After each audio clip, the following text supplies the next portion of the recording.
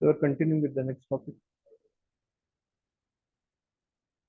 next chapter, chapter 5, Vidura's talk with Maitreya.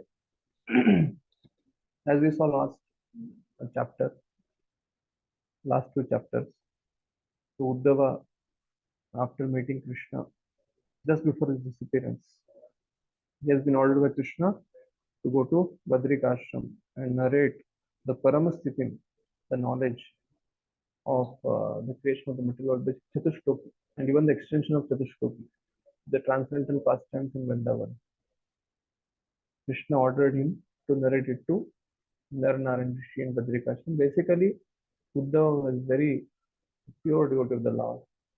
He would suffer the pangs of separation. So Lord Krishna sent him to Badrika Ashram because in Badrika Ashram there is Naranaran in the deity of Badri Vishal. So he can go and associate with the sages there and narrate these pastimes. And meanwhile, he can find the presence of the Lord in the deity. So after that, when he is going on the way, he meets Vidura. And Vidura is also on the transcendental journey. He has been on the yatra. He is not on the Kartik yatra, but he is on yatra. Basically, at the time of Vanaprastha, one does yatra. And after that, he takes sannyas. Basically, that yatra. Because Prabhupada writes in the first and second chapter of third canto that Vidura was tired of doing this political maneuvering management along with Duryodhana and Dhritarashtra. So Krishna arranged a situation for him. And Vidura welcomed it. He did not try to hold his position secure. Rather than that, he took it as an opportunity and he converted the external energy. He was chastised, he was rebuked, he was chastised using the words of Dasiputra. By whom? By his brother's son, who is inferior in age, inferior in maturity, inferior in spiritual knowledge.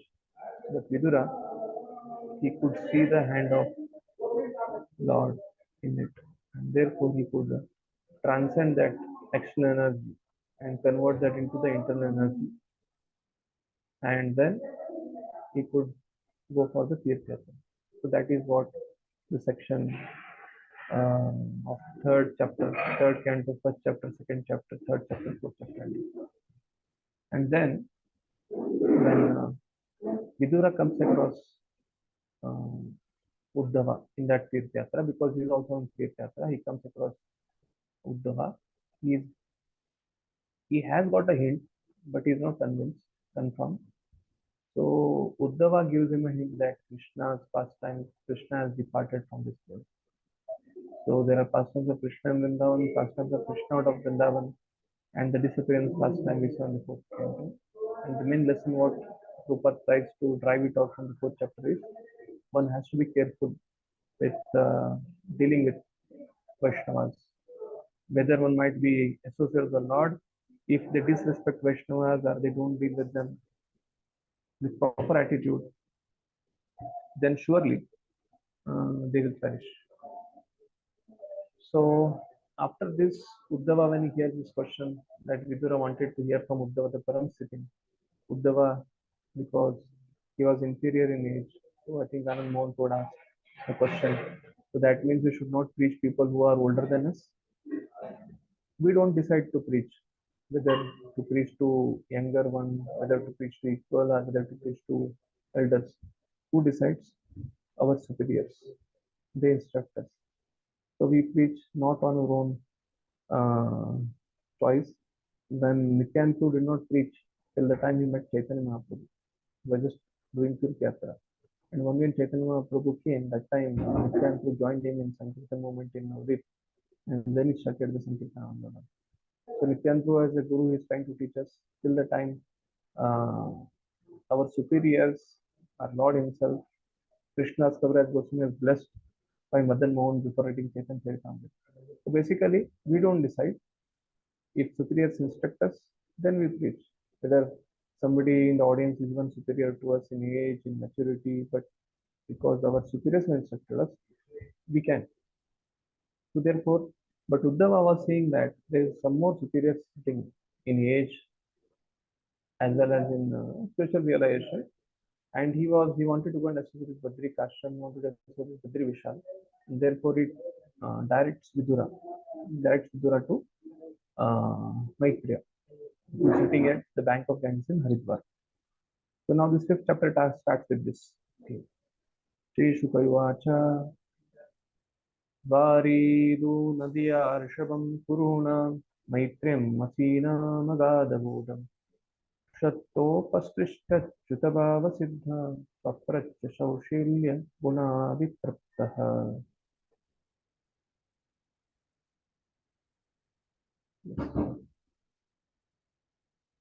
We can have devotees reading.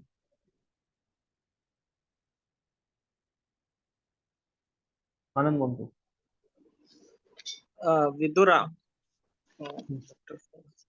Shukadev Goswami said, Vidura, the best amongst the Kuru dynasty, who was perfect in devotional service to the Lord, thus reached the source of the celestial Ganges river, Haridwar, where Maitreya, the great fathomless learned sage of the world, was seated. Vidura, who was perfect in gentleness and satisfied in transcendence, inquired from him. Purport. Yeah. So basically, what are the most important points in this is Shatto Persishtya Achyuta Bhava Siddha.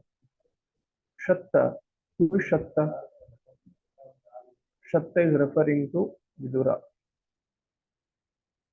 Upasishta, having approached Achyuta Bhava Siddha. So here Vidura, Achyuta Bhava is Bhakti. And what is Vidura's qualification here? Shatta, Vidura, Upasishta, is approached Lord Achyuta and is perfected that Bhakti. And therefore, Achyuta indicates here fallible. The living entities in the material world are fallible. Prabhupada writes in the purport. But Vidura had surpassed that condition, being conditioned nature to goodness, passion, and ignorance. Therefore, Prabhupada writes in the purport that Jivatma is qualitatively same but quantitatively different. But Vidura had transcended that, had surpassed that fallible nature. Yes, we can read this in yellow. Yeah. Vidura had already surpassed the fallible nature of the living entity in conditional life due to his being Achyuta Bhava, or legitimately absorbed in the devotional service of the Lord. The stage of life, this stage of life is called Achyuta Bhava Siddha, or perfection by dint of devotional service.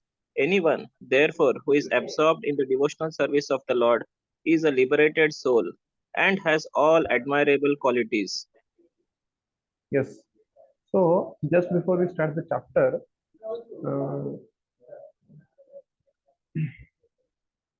Vidura has approached Maitreya Rishi at Haridwar. So, first 9 shlokas of this chapter, it is going to speak about uh, Vidura's question to Maitreya Rishi. So, the first shloka spoke about the description of Vidura, what kind of personality he is. He is a Siddha. He has perfected his bhakti. But the nature of the pure devotee is that he has laulyam. He is never satiated. He wants to hear. The nature of the conditioned soul is he wants to hear something of this material world.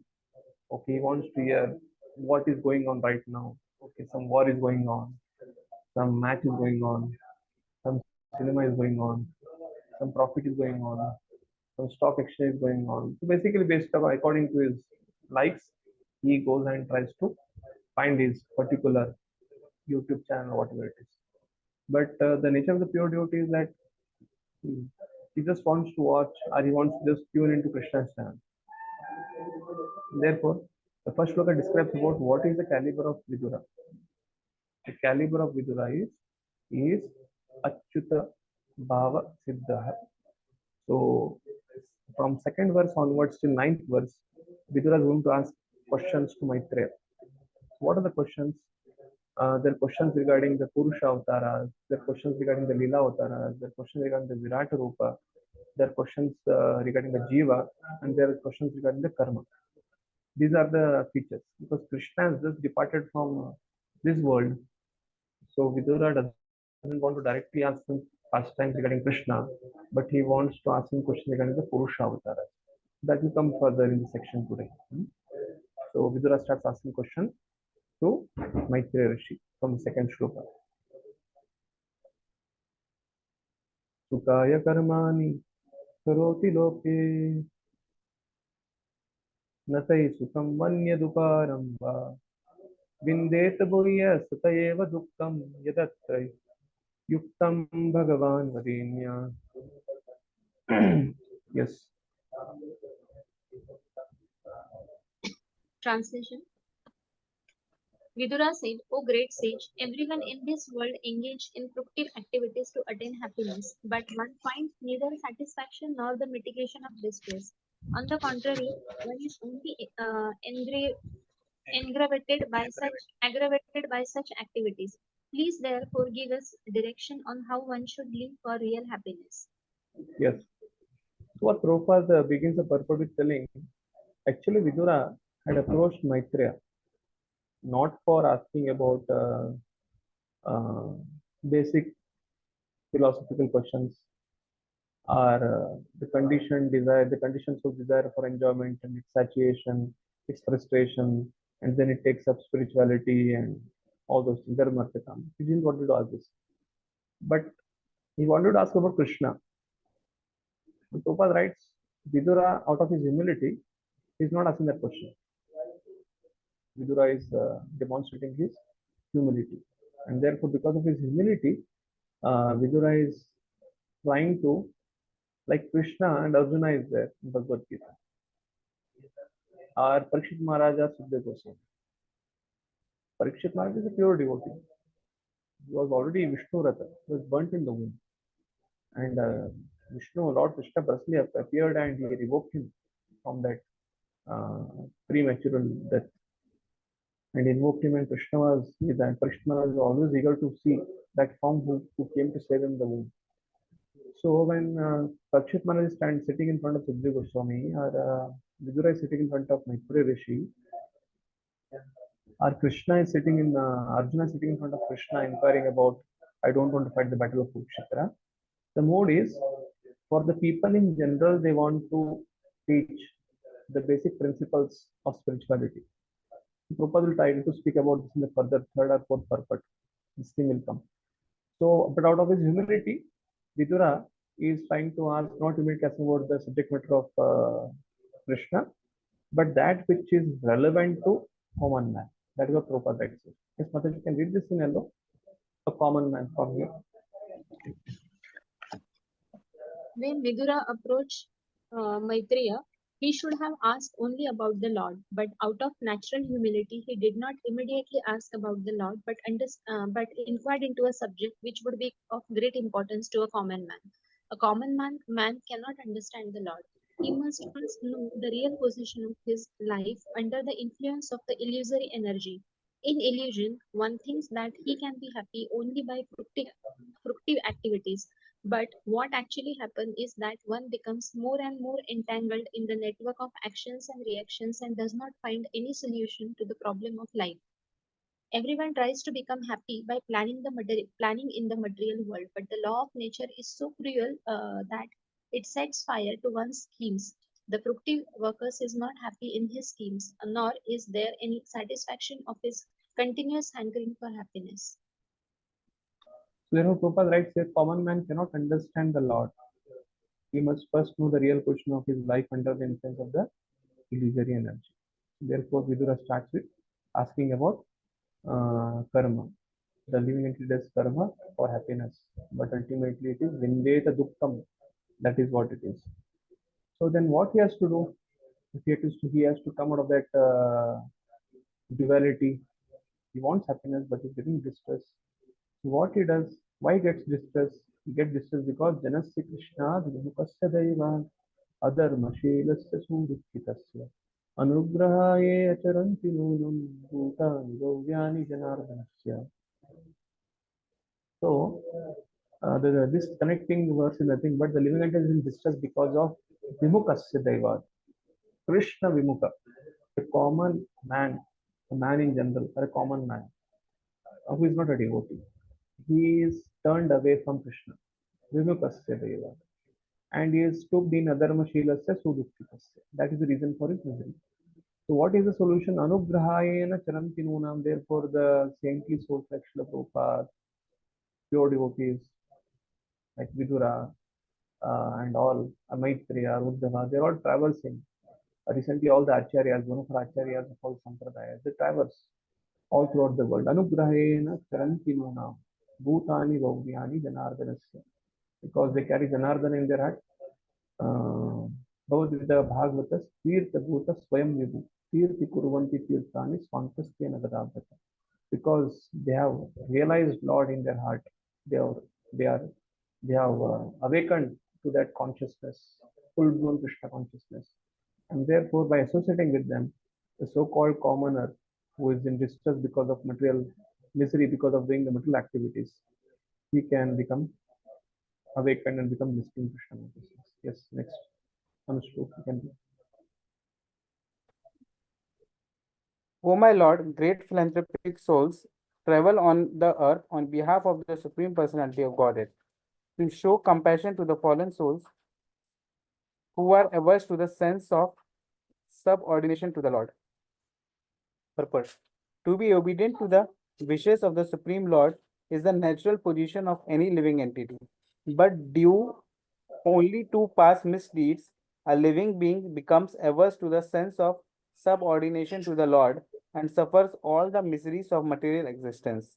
No one has anything to do but render devotional service to the Supreme Lord, Sri Krishna. Therefore, any activity other than transcendental loving service to the Lord is more or less a rebellious action against the Supreme Will. Will I continue, please? In blue. Therefore, the common man who is bewildered by the influence of the external energy of the Lord should avail himself of their association. Yes. Vimukasya Daivad. Bhutani Bhavyani Janardanasya. So, Prabhupada is trying to tell here, who is the Vimukha? Who is the person who is rebellion? Even somebody is doing karma, jnana, ashtanga, or yoga, everybody is against the sense of subordination of the Lord. Prabhupada writes scriptures. I'm not highlighting it. So, anybody is in karma, jnana, ashtanga, anything short of bhakti, pure bhakti, he is averse to the subordination of the will of the Lord. That is what Prabhupada writes here. And therefore, what is the solution? The solution is only one thing, the such common man, if he comes in association of pure devotees, that is the only solution. Then he will immediately align with the Lord's plan. So that is what Prabhupada writes. The great and honored devotees of the Lord are compassionate towards the fallen conditions and souls in the traverse. So Prabhupada is taking a mood of only pure bhakti, nothing else. That is what is Vimukasya. So Sakale Ashanta, Keval Nishkama Shanta. Chaitanya Charitamrita says that Bhukti Mukti Siddhi Kami Sakaleva Ashanta Nishkamani Krishna Bhakti Shanta. So that is what Prabhupada is writing in his purport today. Tatsadhu Varya Dishavartma Samna Samradito Bhagavanena Pumsam Hridistito Yachati Bhakti Pute Jnanam Tattvadigamam Puranam. So apart from when he associates with the devotee, he gets to know what practice of bhakti. So what kind of bhakti he should practice? Jnanam Tattva Digamam Puranam. That bhakti which is mentioned, because the common man immediately can't practice pure devotional service. So what is the recommendation? He should practice, because he is impure, his minds are impure. So therefore, Lord Vasudeva is present in his heart. Shunvata Shraddhyanittam Granataspateshtikam Kalena Atidirgena Bhagavan Vishate Hradi Ashunvata Swakata Krishna Punya Shravana Kirtanat Vedantasta Bhadrani Vidunoti Sutsatam. Same thing. Bhagavan Ena Pumsam Hridistito Echati Bhakti Pute. So Lord is in his heart. when he starts practicing bhakti, as mentioned in the Vedic literature, Jnanam Satatva Digamam Puranam. So basically, this bhakti is Vaidhi Sadhana Bhakti, which Prabhupada writes in the purport. So Vaidhi Sadhana Bhakti is a living entity. He has no taste for bhakti. He has taste for material modes. But still he accepts a spiritual master, as told in the last verse. One should try to avail of your devotee's association and under his instruction practice bhakti. By such bhakti, Lord within the heart is pleased, and by his being pleased, he will purify the heart of the living the Jivatma, and he can advance in bhakti step by step. Yes. Yes, Mataji, you can read. Therefore, O great sage, please give me instruction on the transcendental devotional service of the Lord, so that He, who is situated in the heart of everyone, will be pleased to impart from within knowledge of the absolute truth in terms of the ancient Vedic principles delivered only to those who are purified by the process of devotional service. Purport. The most capable transcendentalist is the Lord's pure devotee, who is without any tinge of fruitive actions or philosophical speculation. Only by devotional service does one's heart become completely purified from all material coverings like karma, jnana, and yoga. Only to a devotee in such a purified stage does the Lord, who is seated in everyone's heart with the individual soul, give instruction so that the devotee can reach the ultimate destination of going back home, back to Godhead. He imparts knowledge as he did for Arjuna and Uddhava. The Gyanis, Yogis, and Karmis cannot expect this direct cooperation of the Lord. They are not able to satisfy the Lord by transcendental loving service, nor do they believe in such service to the Lord. The bhakti process, as performed under the regulative principles of Vaidhi Bhakti or devotional service following the prescribed rules and regulations, is defined by the revealed scriptures and confirmed by great acharyas. This practice can help the neophyte devotee to rise to the stage of Raga Bhakti, in which the Lord responds from within as the Chaitya Guru or the spiritual master as super consciousness. Such miscalculation by the non-devotee makes them unfit to receive any direction from within, and therefore they are bereft of the direct cooperation of the Lord. On behalf of many neophyte devotees, Vidura, at the very first instance, inquired from Maitreya about the path of devotional service by which the Lord, who is seated within the heart, can be pleased. Yes. So here Prabhupada is mentioning in the fourth verse. So why Vidura is not directly asking this question regarding Lord's pastime directly, or Param Sitim, which is actually the transcendental pastime of the Lord in Vrindavan and Mathura, because out of his compassion for the living entities, which can be recorded in Bhagavatam, and those living entities who are not pure devotees, they can also get benefited. So in this purport, Prabhupada, what he's trying to tell is, such people in the connected to the third verse, I think it's fourth verse, yeah, third verse, solution for such mimikas is associated with that Bhutani Bhavani Janakanas. So what happens by such association? By such association, they can be purified. And by accepting that bhakti which is mentioned in the Vedas, like Prabhupada mentions here, the bhakti process is performed under the regulative principle of Vaidhi Bhakti. That is nothing but scriptural injunction. That is, we like, we don't like. Scripture speak it, we do it. In time to come, we will start liking it. It's like iron is there, it is rusted because it is not used. It's in touch with a foreign material, like a moisture. But if it's painted, if it is taken with hard surface and scrapping is done, it's painted, then it doesn't get rusted. So similarly, we are eternally living entities, part and parcel of Krishna. But right now, because of the three modes of nature, our whole mind, senses, ego, everything is, the soul is covered by this rust. Therefore, one has to scrap it with a process like Ishopnisha says, avidyam cha vidyam cha yastad vedo vayam sa avidyam rityum tirtva vidyam amritam ashrute. So, what is avidya here? We have body, we have psychophysical nature. We have to perform some activities of the body according to psychophysical nature, basically eating, sleeping, and all those activities required for maintenance of the body according to Varnashram, ashram. So similarly, so that activity which is mentioned in the Vedic literature, how to take care of one's body is in Ishopishan is called as avidya. And that knowledge by which one comes darshan of devotees and performs Navida Bhakti, Shravanam Kirtanam Vishnu Swaranam is called as Vidya. So on one hand, one should associate with Vaishnavas and practice ninefold process of bhakti, starting with Shravanam Kirtanam. And on the other hand, to maintain the body, one should not do any act which is averse to breaking four principles for maintaining the body. That is avidya. So by this balance of both this process, he can rise. So this Vaidya Bhakti is the beginning step of that. But as and when one does it, the Jivatma, the living entity understands this Lord is different from me. I am conscious, but he is super conscious. But people who are Gyanis or Ashtanga yogis, they think that everything is one. Therefore, because of such miscalculation, they cannot benefit from the Lord. Because water can flow from the higher level to the lower level.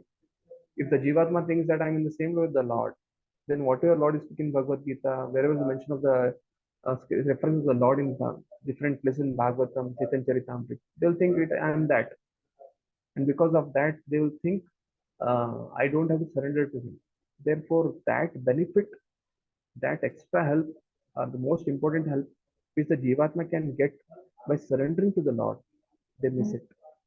And therefore, Prabhupada is writing here that one should, the last, Bhagavan yena pumsam vidistito ecchati bhakti pute, that Jivatma, who is trying to practice bhakti, only can get the help of the Lord inside the heart.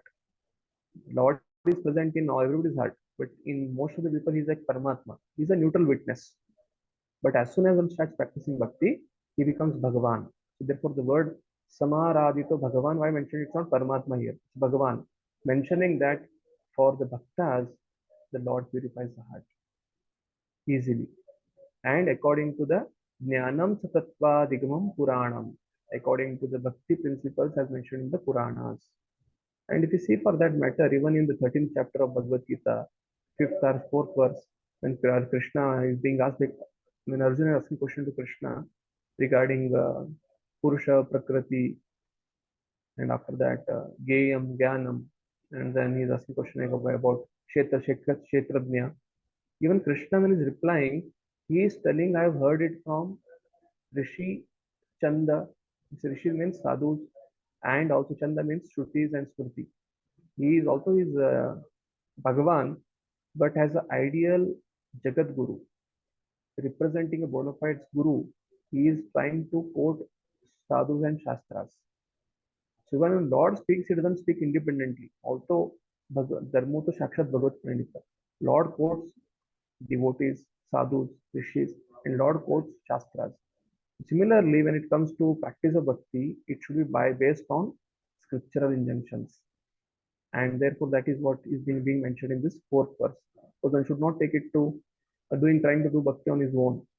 It's not bhakti to anybody apart from Vishnu, because what scriptures mention is bhakti towards Lord Vishnu only can purify. Therefore, that word Bhagavan means for such devotees, Lord will purify. But for them, Gyanis and Yogis who are trying to think that, here Prabhupada writes in this,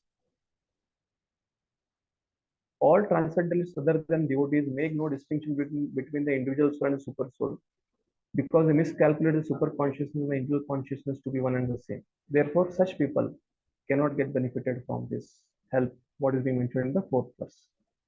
So Vaidya Sadhana Bhakti, under the guidance of a Guru, helps us to attract Lord Krishna's grace within the heart. And then we can proceed ahead. The next shloka. Karoti karmani kritavataro yani atmatantro bhagavam priyadishah yata sasargagra idam niriha samstapya vrittim jagato vidatte. So Maitreya Rishi, Vidura is asking the next question to Lord. Vidura is asking next question to Maitreya Rishi regarding narration of the Supreme Personality of Godhead. Why he creates this material world? Lord is independent, Lord is desireless. But what is the reason for his creating the material world? That is the next question. Yes.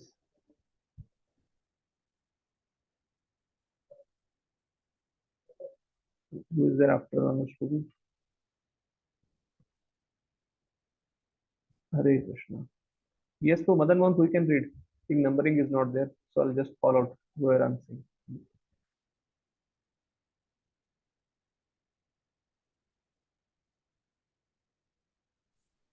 Madan Mohan, you're able to hear me? So shall I read, Prabhuji? Jagannath Prabhu. Yeah, I can read. I think they logged out. Lord of the three words. O great sages, kindly narrate how the Supreme Personality of Godhead, who is the independent, desireless Lord of the three worlds and the controller of all energies, accepts incarnations and create the cosmic manifestation with perfectly arranged regulative principles for its maintenance. Purport. Yes. You can read in yellow. Yes, Prabhu. The whole material creation is conducted by the three Purushas in successive stages under the external energy of the Lord, and thus material nature is controlled by him.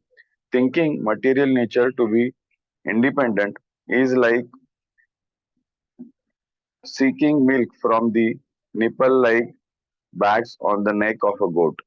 The Lord is independent and desireless. He does not create the material world for his own satisfaction, as we create our household affairs to fulfill our material desires. Actually, the material world is created for the illusory enjoyment of the conditioned souls, and who have been against the transcendental service of the Lord since the time immemorial. But the material universe are full in themselves. There is no scarcity for maintenance in the material world. The other species of living entities who far outnumber human society are never disturbed for maintenance. They are never seen dying of starvation. It is only human society that is disturbed about the food situation, and to cover up the real fact of administrative mismanagement, take shelter in the plea that the population is excessively increasing. If there is any scarcity in the world, it is the scarcity of God consciousness. Otherwise, by the grace of Lord, there is no scarcity of anything. Yes. Basically, the Prabhupada is writing purport on this word here. Atmatantro. Saroti karmani kritavataro. Why? What kind of karma he has to do? Srikant can mute yourself. So, karoti karmani kritavataro. So, Lord, what kind of karma he has to do? Kritavataro. The karma for which the Lord incarnates in this world. He incarnates for also his Atma Tantro. He is Swarat, he is independent, he doesn't want to have to create this world. Bhagavan Srayadesha is the control of the three worlds. Yata Sasar Jagra Idam Niriha, he is desireless. Samstapya Vrittam Jagato Vidatte. So these three words Prabhupada is trying to highlight. Atma Tantro Niriha Vidatte. So if somebody is Atma Tantra, like we have to work hard because we want to maintain status of a family, take care of a family, expand a family. But Lord is happy in the spiritual world. He has no desire to create this world. Therefore, he is Atma Tantra and he is Niriya. So he has no inclination to create this material world. But he is only creating this material world for reforming the rebellious conditioned souls who are not cooperating with him. And therefore, he is Vidatte. Samstapya Vrittim Jagato Vidatte. That means Isha Vashyam Idam Sarvam Yatkincham Jagatam Jagat. Tena Taktena Bunditam Agrada Kashashviddanam. He is Isha. Vidatte means he is a supreme controller. He is a regulator. Madhvacharya writes in the commentary for this Isha Vashyam that he pervades the whole entire universe. He is everything is dependent on him, and he is a support, and he is active. He is supporting it, and also he is steering it.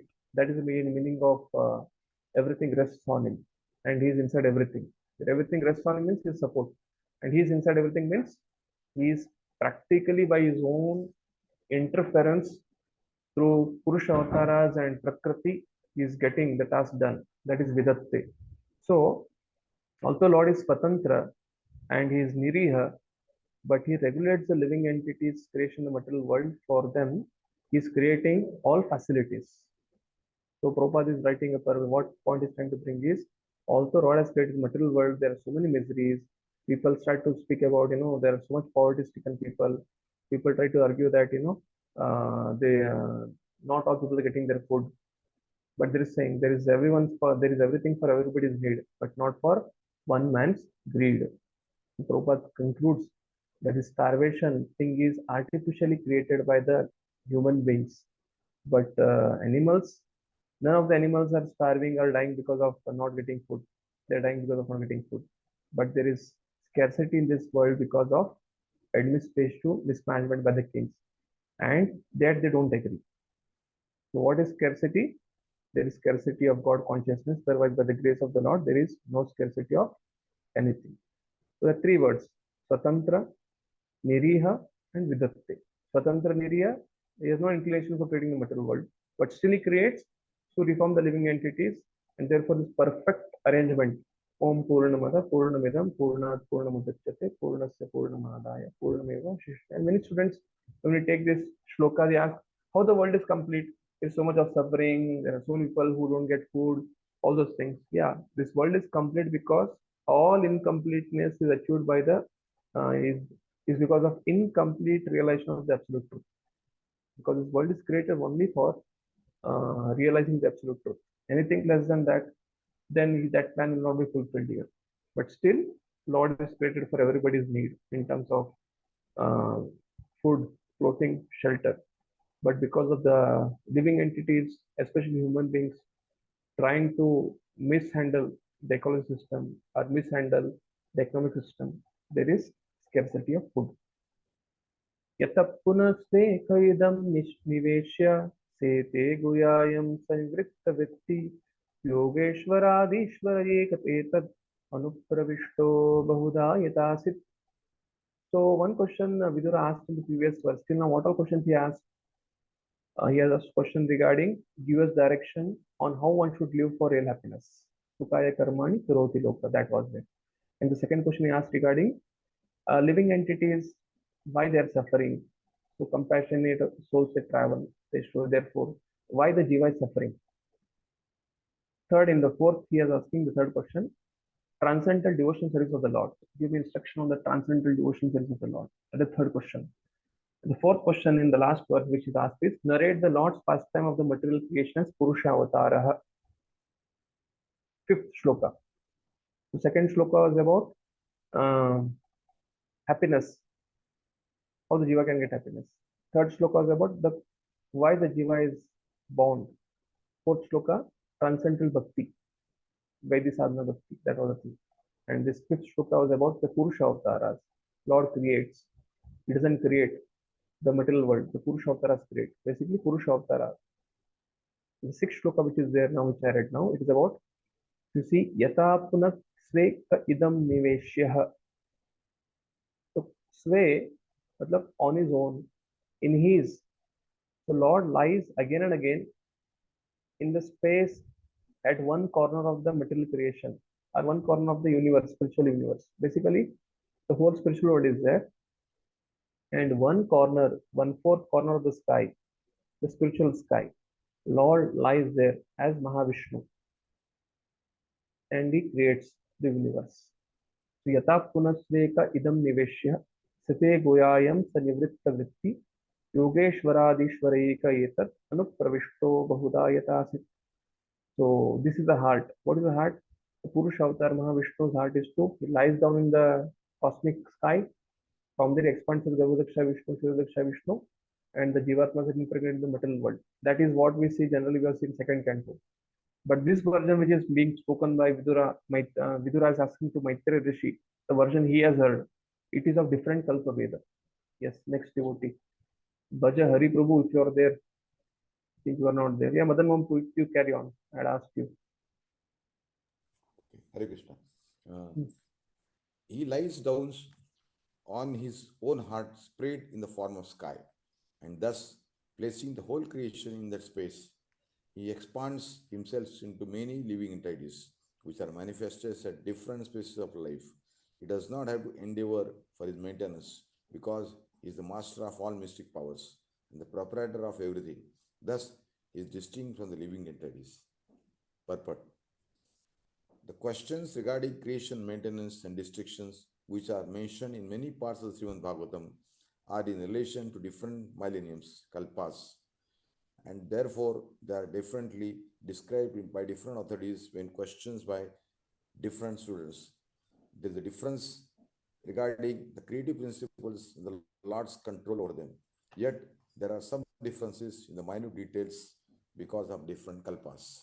Yes. So Prabhupada, what he's trying to tell is the version which Vidura is asking to Maitreya Rishi to speak about the Virata Purusha, the sky, the space, that is the Virata Purusha. So this version where the Lord is trying to lie down the gigantic sky, this is another version which happened in another Kalpaha. Yes, you can come to the last one. Blue.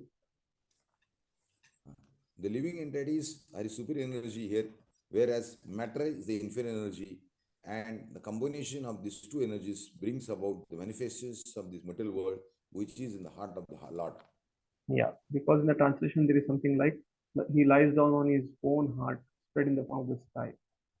And therefore, what concludes the Jivatma superior and the matter is inferior. And by the combination of both, the material manifestation is created, and that is which is in the heart of the Lord, rising from the heart of the Lord. क्रीडान् विदत्ते द्विजगोचुराणां क्षेमाय कर्माणि अवतारभिद्य मनो न तृप्य इति अपि शृण्वतोऽन्ना शुश्लोकमौलेश्चरितामृतानि. Yes, Mataji, thank you. Yes, Prabhuji. Translation. You may narrate also about the auspicious characteristics of the Lord in his different incarnations for the welfare of the twice born, the cows and the demigods. Our mind is never satiated, although we continuously hear his transcendental activities. Yes, in the sixth shloka, Vidura asked about the Virat Rupa description.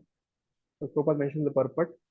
The gigantic, the cosmic sky is the Virat Rupa of the Lord. And therefore, sixth question indicated about the Virat Rupa. You wanted to ask about that. The seventh question is asking about the Leela Avataras. Describe about the different incarnations for the welfare of twice-born cows. Paritranaya sadhunam. Twice-born cows, demigods, God incarnates. These are Leela Avataras, which is trying to ask. Yes, Mata, you can read this and look and look.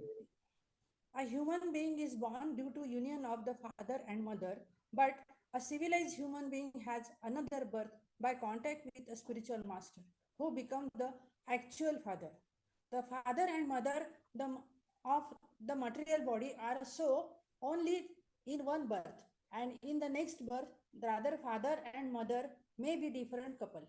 But the bona fide spiritual master, as the representative of the Lord, is the eternal Father because the spiritual master has the responsibility to lead the disciple to the spiritual salvation or the ultimate goal of the life. Therefore, a civilized man must be twice born. Otherwise, he is no better than the lower animal. The bull the bull helps in the agriculture process of producing grain, etc. And thus, in one sense, the bull is the father of humankind, whereas the cow is mother for the supplies of milk to the human society. A civilized man is therefore expected to give all protection to the bulls and cows. The whole system of material creation is planned so that the conditioned souls may have the opportunity for self-realization.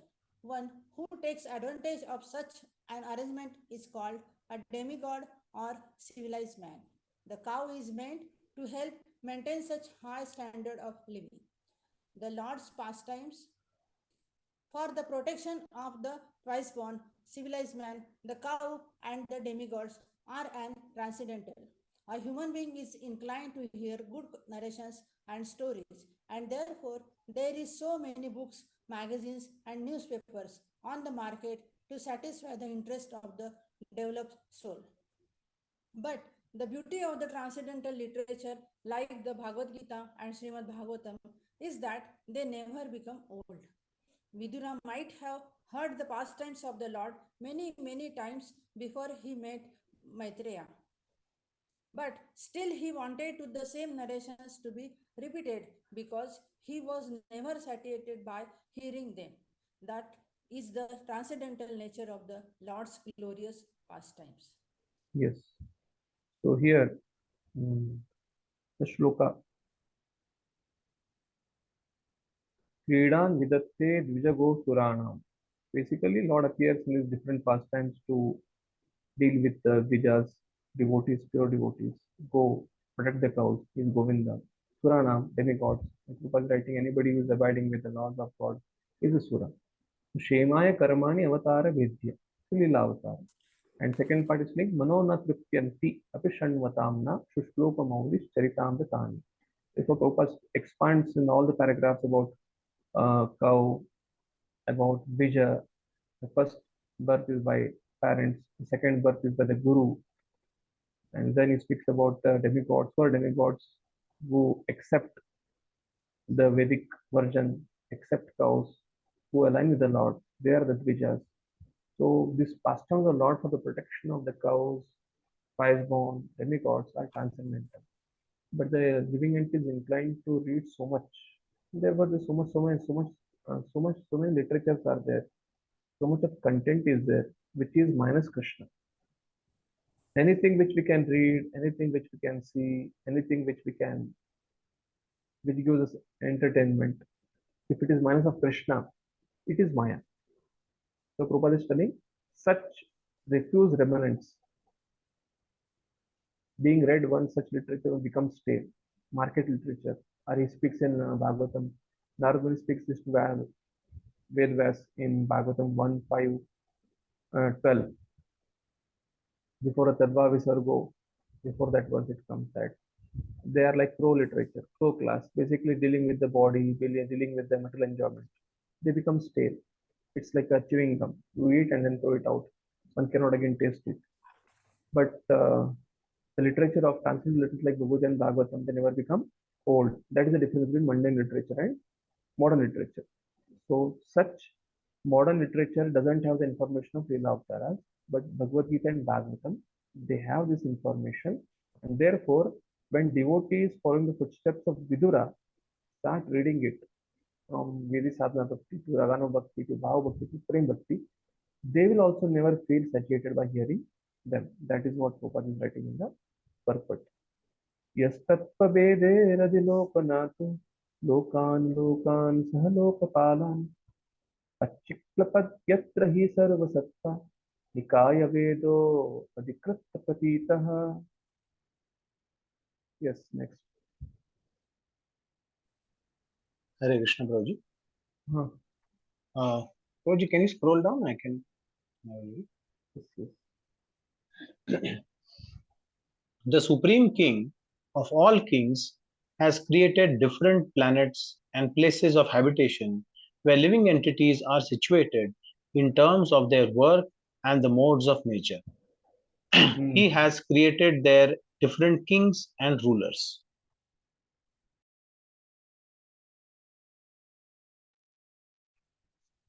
The living conditions for those of greater intelligence are more luxurious than on this earth.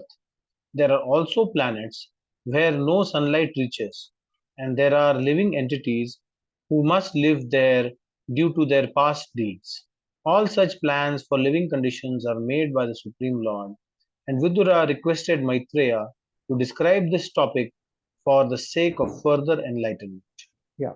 So the seventh question is regarding after Virata Rupa, Purusha Avtara, Leela Avtara, Jivatma, the district of Jivatma, the Bhakti. The seventh question which I was asking is about different living conditions designed on different planets. So they are designated different planets. And Prabhupada gives the whole purport, which is long purport, that even in this world we can see there is ice, there is people who stay in the ice, people who stay in water, the islands are there. There are some lands where there are no rivers flow, it's very dry land. So that kind of variegatedness you can even see in this planet.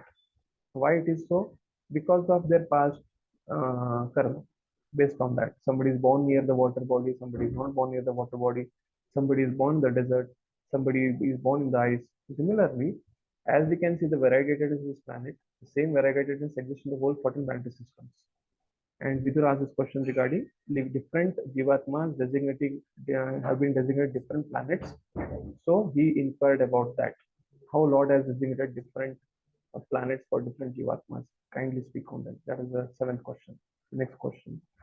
Ena prajana muta atma karma rupa vidhanam cha vidam vedya avadyat narayano visva sarga atmayoni etachano varnaya vipravarya. So after speaking about the different planetary conditions for different jivatmas or different living conditions on different planets, he is asking about the different living creature created by the Lord. Eighth question is about different living conditions, that is habitation. And this eighth question is about those living entities who are going to stay there, their characteristics. That is in the eighth question. Yeah. O chief amongst the Brahmanas, please also describe how Narayan, the creator of universe and the self-sufficient Lord, has differently created the natures, activities, forms, features, and names of the different living creatures. Pious acts lead one to take birth in good and highly placed family, to become rich, to become learned, and to acquire beautiful bodily features. Impious acts lead one to become poor by parentage, to be always in want, to become an illiterate fool, and to acquire ugly bodily features. Vidura requested Maitreya to explain these differences between all the living creatures made by Narayan, the Supreme Personality of Godhead. Yes, Prabhupada writes in the purport here that based on one's karma, the Jivatmas are designated different body features. He gives example, higher class of men are white called Shukla, lower class people are called as men are black. So this division of white and black is in terms of one's white and black duties of the life, basically one's karma. So whether destination, whether the habitation, whether one's characteristics in terms of the color of the body, thought process, thinking ability, it's all based on one's past karma. So Vidura wanted to inquire about this jiva and the habitation of the jiva in the eighth question. Paravaresham Bhagavan Ratani Shutani me Vyasa Mukad Adikshnam Atrapnomakshulla Sukavahanam Teshamrite Krishna Katamrataugat.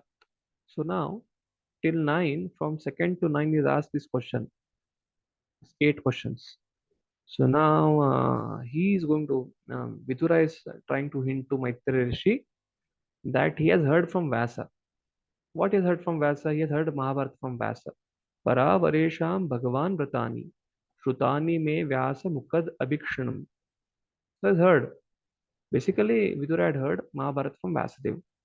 And Maitreya being a very best friend of Vyasa, so he's trying to refer to him and trying to tell him. But actually, he's trying to hint to Maitreya Rishi what he wants to hear. Because now he has asked his 8 questions. So Maitreya Rishi might decide, where to start from. So Prabhupada writes in the purport that he wanted to hint to Maitreya Rishi what he wants to hear. So this is, he wants to hear nothing short of Krishna Katha. So the second section now of the chapter from Shloka 10 to 16, nothing less than pure Krishna Katha. So he has heard Mahabharata, but center of Mahabharata is also Krishna only. And therefore is trying to hint that they have not satisfied me with the nectar of topics about Krishna. That is what hint is trying to give to Maitreya Rishi. The section from 10 to 16 is, he just want to hear about Krishna and nothing short of that. Yes. Vaja Hari Prabhu, please read. Oh my Lord, I have repeatedly heard about this higher and lower status of human society from mouth of Vyasadeva, and I have had enough all these lesser subject matters and their happiness. They have not satisfied me with the nectar of topics about Krishna. Vidura explained to Maitreya his position of being fully satiated with the knowledge of mundane, social, and political topics and having no more interest in them. He was anxious to hear transcendental topics regarding Lord Krishna. Vidura wanted to hear from Maitreya concerning everything Vidura had asked about, but Vidura desired that all topics be in relation with Krishna. As the fire never satiated in its consumption of firewood, so as a pure devotee of the Lord never hears enough about the Krishna, historical events, and other narrations concerning social and political incidents all become transcendental as soon as they are in relation with Krishna. That is the way to transform mundane things into the spiritual identity. The whole world can be transformed into Vaikuntha if all worldly activities are devoted with a Krishna Katha. Lord Chaitanya advised all his disciples to preach Krishna Katha all over the world without discrimination because the transcendental value of Krishna Katha can purify one and all from the material contamination. Basically, what Vidura is saying to Maitreya in Shloka 10 is, in gist, he is telling that mundane, social, political topics, they are not satisfied. Basically, I want to hear pure narration of Krishna consciousness, Krishna Tattva. That is what he is trying to tell in the Shloka 10. And the most important thing Prabhupada is writing in the purport at the end. Lord Chaitanya advised. Bhajari Prabhu, can you mute yourself? Yeah. Are the host somebody? Who Anushru, you can mute him. So here, Prabhupada is writing that Krishna Katha, what is the glory? Krishna, Krishna's name, Krishna's pastimes, everything is not different from it. Basically, it's called as omnipotency of the Lord, which Prabhupada will try to speak in the next further purports. I'm just trying to hint it right now only, so that you can connect it in the further purports which are going to come ahead.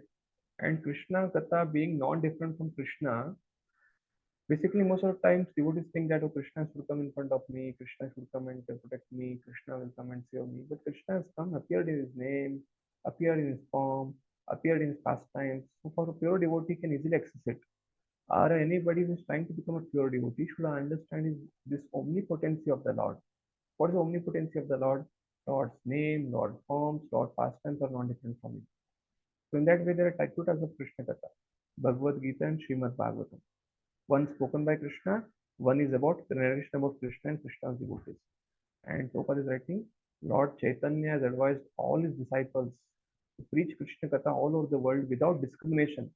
Because this Krishna Katha, you will not see what is the eligibility qualification of a candidate who is hearing it. Like a fire will burn whether the small child touches it, whether a grown-up touches it. Law of reaction, law of karma, law of nature act for anyone. Similarly, this Krishna Katha, despite some whatever background, whatever material background is coming from, it will purify him, and it can purify him from all material contamination. And therefore, for devotees, for all of us, we want to maintain our Krishna conscious status quo. When I tell status quo means we are living. Jivatma is dynamic. Either it can go up in bhakti. If we are not trying to go up, we are trying to go down. Like a person who's trying to paddle a cycle on the top of a mountain. If he stops paddling, he will come down. Or if somebody is trying to drive up a ghat with a car, if he stops accelerating, then he'll come down automatically. Or he has to just put a brake and stay there only. So therefore, similar Jivatma, it has to practice this bhakti process and advance in bhakti. Or if it is not practicing bhakti, it has to do something mundane. Basically, as of 3 modes. And therefore, Prabhupada is trying to advise here that, quoting Chaitanya Mahaprabhu, that for getting purified from these 3 modes of nature, The only solution is the Krishna Katha. Preaching of cult of Krishna Katha, preaching Krishna Katha all over the world without discrimination can help the Jivatma to be Krishna conscious always. To continue with the theme of nothing short of Krishna Katha I want to hear, please continue the next shloka. Kastrupniya tirtha pado avedana तत्रेषु वासुरिभिरिद्यमानात् यकर्णनादिं पुरुषस्य यातो भवप्रदां गेहरतिं चिन्नति. Yes, next devotee can read. Who Who in i- human Yes, so one of you can read. Who in human society can be satisfied without hearing sufficient talk of the Lord, whose lotus feet are the sum total of all places of pilgrimage, and who is worshipped by great sages and devotees. Such topics can cut off one's bondage to family affection simply by entering the holes of one's ears. Yes. Krishna Katha is so powerful that simply by entering into a person's ear, it can at once give deliverance from the bondage of family affection.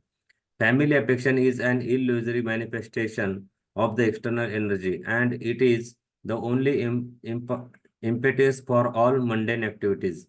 As long as there is mundane activity and the mind is absorbed in such an engagement, one has to undergo the repetition of birth and death in the current material nescience. The Bhagavad Gita, which is direct Krishna Katha, gives humanity the elementary lesson. But those in mundane goodness, due to being contaminated, cannot understand the real nature of the self as a person. Their impersonal conception of the self as distinct from the body keeps them in the mode of goodness within material nature, and unless they are attracted by Krishna Katha, they will never be liberated from the bondage of material existence. Krishna Katha is the only remedy for all people of the world because it can situate one in pure consciousness of the self and liberate one from material bondage. To preach Krishna Katha all over the world, as recommended by Lord Chaitanya, is the greatest missionary activity, and all sensible men and women of the world may join in this great movement started by Lord Chaitanya. What is trying to take, how he's trying to discuss the purpose is, who in the human society, what is the main theme of this verse is, everybody, even a person in ignorance, passion, goodness, so-called transcendentalist who is trying to practice impersonalism, everyone will be attracted by Krishna Katha if the Krishna Katha enters one's souls of 1 year. So Prabhupada is trying to speak about this, that a person who is attached to the mundane activity, that leads to material birth and death. But a person who hears Krishna Katha, he slowly, loud within the heart, cleanses. Pravishta karna randrena svanam bhava sururnam dunoti shamalam Krishna salidasya tasharat. Bhagavatam 2nd canto 8 chapter 5th verse. So that is there. That Swachashritam, after Swachashritam, Karyena Atidirgena Bhagavan Ushate Hari. The next shloka is, when Krishna Katha enters the ear, the Lord is situated in the heart of a living entity. Dunoti Samalam Krishna Yachalidasya Yata Sharat. Like in the Sharat Rutu, the pond which is very dirty from June, July, August, September rain.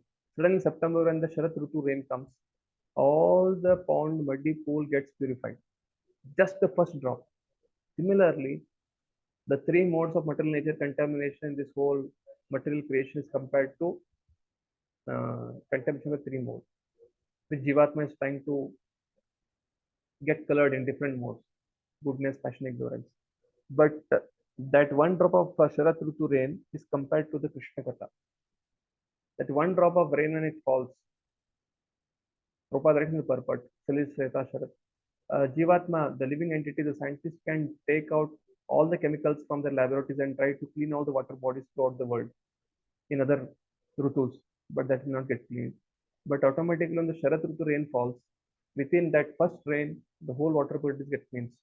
That analogy is given for Krishna Katha. That is the glory of Krishna Katha. As soon as it enters into the living entity's core of years, and if it continues to hear it, the dirt of passion, ignorance, and even so-called mundane goodness, where one thinks that one can merge with the Lord, he can get purified from that ignorance. Therefore, everyone gets.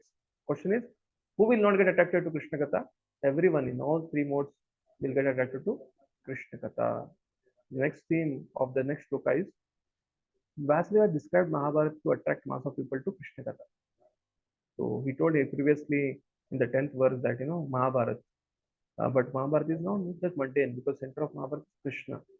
The purpose of Vasudeva in compiling Vedic literature is also to attract the Jivatmas to Lord Krishna. Therefore, you should speak only about Krishna. Munir Vivakshur Bhagavad Gunana Shakapite Bharatam Aham Krishna Yasminnanam Gramya Sukhanuvadi Matir Grita Hare Katayam. Yes, Nataji, you can read now. Your friend, the great sage Krishna Dvaipayana Vyas, has already described the transcendental qualities of the Lord in his great work, the Mahabharata.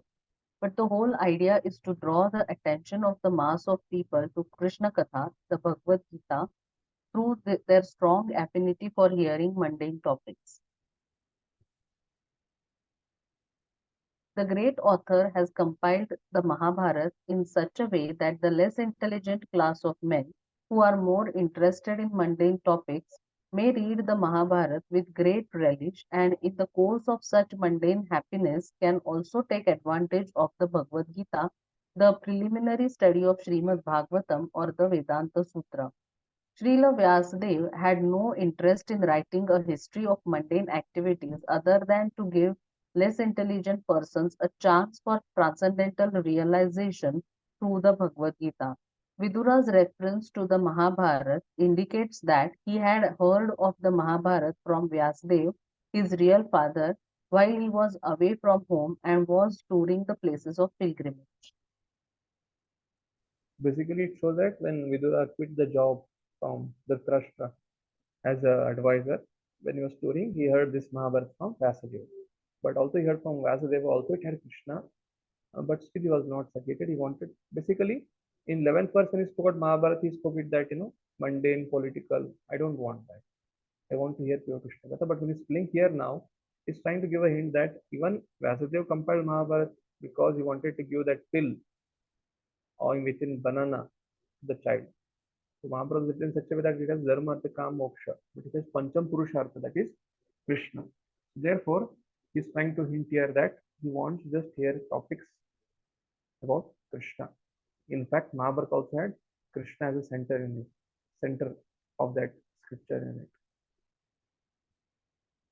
Shashaddanasya vivardhamana viraktimanyatra karoti pumsa hare padanusprati nivritasya samasta dukkha payam yam asudatte. Translation. For one who is anxious to engage constantly in hearing such topics, Krishna Katha gradually increases his indifference towards all other things. Such constant remembrance of the lotus feet of Lord Krishna by the devotee who has achieved transcendental bliss vanquishes all his miseries without delay. Purport by Srila Prabhupada ki jai. We must certainly know that on the absolute plane, Krishna Katha and Krishna are one and the same. The Lord is the absolute truth, and therefore his name, form, quality, etc., which are all understood to be Krishna Katha, are non-different from him. Bhagavad Gita, being spoken by the Lord, is as good as the Lord himself. When a sincere devotee reads Bhagavad Gita, this is as good as seeing the Lord face to face in his personal presence. But this is not so for the mundane wrangler. All the potencies of the Lord are there when one reads Bhagavad Gita, provided it is read in the way recommended in the Gita by the Lord himself. One What is cannot. that way? So what is that way? That way is to understand the spirit of Bhagavad Gita. The spirit of Bhagavad Gita is only the Bhagavad Gita is meant for developing bhakti towards Krishna. Or at least when reads Bhagavad Gita, one should accept Krishna theoretically as Supreme Personal Godhead. That is what Prabhupada writes in the introduction to Bhagavad Gita. So here he is trying to tell that the theme here Vidura is trying to tell is in this section, in this verse today, Krishna Katha includes indifference to all other things. Indifference means we have this gross body, we have subtle body, and we have soul. But right now, in the conditioned stage, the body, the threefold miseries, the fourfold miseries, we are stupid in it. We in the body, gross body, there is kapha, vata, pitta. This is the gross body. So little bit up and down, what happens? The whole body, little what is more, we can't chant Hare Krishna. We feel everything is so heavy. We want to take rest. If pitta becomes more, then you don't want to eat anything. Don't want to eat anything. It's like we can't focus. Basically, one imbalance is there, then the whole mind gets upset because the subtle body is connected to the gross body. It is like the tank, and the outlet is like the tap, which is the gross body. And similarly, in the subtle body, if somebody gives us honor, and after some time he doesn't honor us, or about dishonor. For one is honor, dishonor is worse than that. But if somebody has got honor and he doesn't get again honor, or somebody doesn't honor him, it's like his whole mind keeps on playing throughout the whole japa, throughout the whole day. The whole days and days, months are passed. Why did not speak with me? Why did not call me for that program at his house? So all these things are called as we identify the gross body, we identify the subtle body. This is called as identification. But indifference means while practicing Krishna consciousness, we come to that level of practice where the gross body and subtle body has nothing to do with it. So that is called as indifference. And that is what Parikshit Maharaj is experiencing when he's hearing Krishna Katha from Sukadeva Goswami for 7 days. So 7 days when actually hearing, and he has not even drank any water, and he's telling Krishna Katha is nectar for me. Basically, actually, Krishna Katha is called as nectar, Charitamritam, because it can make us Amar. What is the meaning of the Amar? One way of Amar is that the demigods wanted to drink the nectar because they didn't want it to be killed by the demons. That is materially they can become immortal. But this Krishna Katha can make us spiritually immortal. And the purpose of Krishna Katha is not to make us spiritually immortal. The purpose of Krishna Katha is to engage us in the Krishna service of the Lord. And therefore, this Krishna Katha increases indifference to all other things, means to gross body, subtle body, mana, apamana, sita, ushna, sukha, dukkha, which at our stage, it's a big stumbling block. But as we hear more and more and Krishna Katha, all these things becomes null and void. And therefore, for a community to grow from Kanishta to Madhyama to Uttama, like communities are also like Kanishta communities, like there are devotees of Kanishta, Madhyama, Uttama. Individually, devotees can rise from Kanishta to Madhyama platform by hearing Krishna Katha, by hearing it from the devotees who relish it. They can rise, and all the devotees in the community can do that. And the whole community can become a Uttama community, where differences are there, difference of opinions are there, agendas are there, but they understand. What is important is practice of bhakti. And therefore, this is called as indifference. And how one can relish this indifference? One can relish this indifference because Lord is omnipotent. Lord is known different from his messages. That's what Prabhupada is writing here. And only devotees can understand that. But a mundane scholar, wrangler, they can't access it. And therefore, Prabhupada is trying to write in this purpose. Yes, Mother, you can continue the purpose. One cannot foolishly manufacture an interpretation of Bhagavad Gita and still bring about transcendental benefits. Anyone who tries to squeeze some artificial meaning of interpretation from Bhagavad Gita for an ulterior motive is not Shraddhana Pumsa. The Shraddhana or faithful devotee can actually derive all the benefits of Bhagavad Gita because of the omnipotency of the Lord. He achieves the transcendental bliss from vanquishes attachment and nullifies all the concomitant material miseries. The pure devotee of the Lord enjoys life by constantly remembering the lotus feet of the Lord by hearing Krishna Katha. For such a devotee, there is no such thing as material existence, and the much advertised bliss of Brahmananda is like a fig for the devotee who is in the midst of the transcendental ocean of bliss. There is a word called Shraddadana Pumsa. Shraddadana Pumsa means one engaged anxiously in bona fide hearing of Krishna Katha. So for such Shraddadana Pumsa, this Krishna Katha can bring indifference on the material level. Tanchochya sochya navido no sochye hare katayam vimukanagena shinoti devo animishastu vyesham ayurvata vadagati srutinam. Yes, next devotee. O sages, persons their sensual activity into transcendence and ignorant of the Mahabharat purpose, the Bhagavad Gita, are pitied by the pitiable. I also pity because I see how their duration of life is spoiled by eternal time, while they involve themselves in presentations of philosophical speculation, theoretical ultimate goals of life, and different modes of ritual. Purpose. According to the modes of material nature, there are three kinds of relationships between human beings and the Supreme Personality of Godhead. Those who are in the modes of ignorance and passion are averse to the existence of God, or else they formally accept the existence of God in the capacity of an order supply. Above them are those who are in the mode of goodness. This second class of men believe the Supreme Brahman to be impersonal. They accept the cult of bhakti in which hearing of Krishna Katha is the first item as a means and not as the end. Above them are those who are pure devotees. They are situated in the transcendental space above the mode of material goodness. Such persons are decidedly convinced that the name, form, fame, qualities, etc. of the personality of Godhead are on the absolute plane and thus non-different from one another. For these persons, hearing the topics of Krishna is equal to meeting him face to face. What is being spoken here? The three kind of personalities are there. So this shloka speaks about they are pitied by the pitiable. Persons who are averse to topics of the Lord are pitied by the pitiable. So now people who are averse to topics of the Lord are lowest kind of people are those people who are karmis. They just want money, body enjoyment. The second class of people are jnanis. They will hear Krishna Katha, but not for going back home back to God, but for merging in Brahman.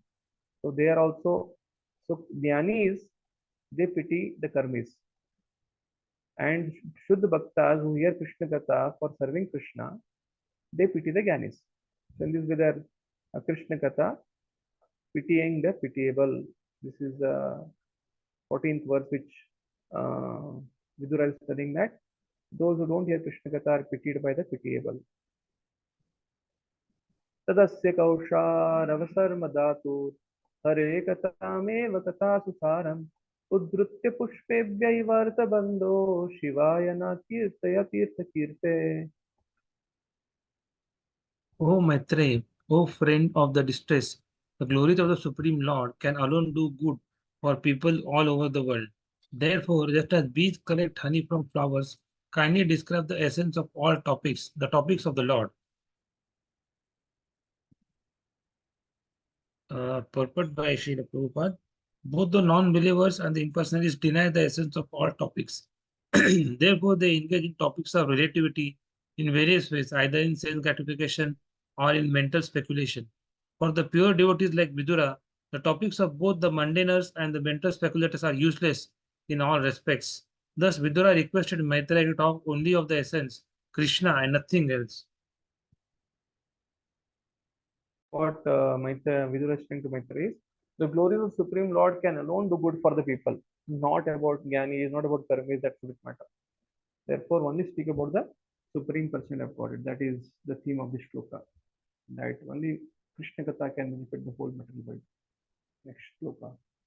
Sa Vishwajanma Sthiti Samya Marte Kritavatara Pragvihita Shakti Chakara Karmani Ati Purushani Yanishvara Kirtayatani Mayam.